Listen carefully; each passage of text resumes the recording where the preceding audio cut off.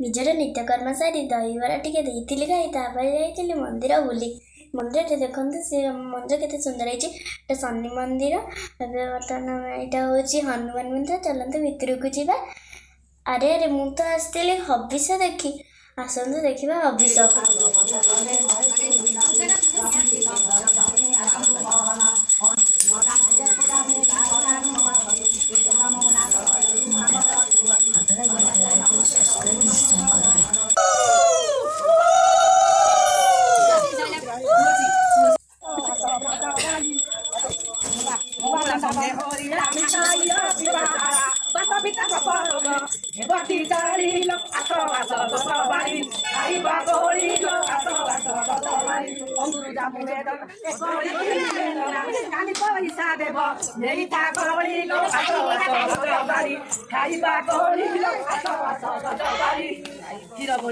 ମୋ ଭିଡ଼ିଓଟି ଭଲ ଲାଗିଥିଲେ ଲାଇକ୍ ସେୟାର କମେଣ୍ଟ କରିବାକୁ ଜମା ଭୁଲିବେନି। ଆଉ ହଁ ସବସ୍କ୍ରାଇବ୍ କରିବାକୁ ଜମା ବି ଭୁଲିବେନି।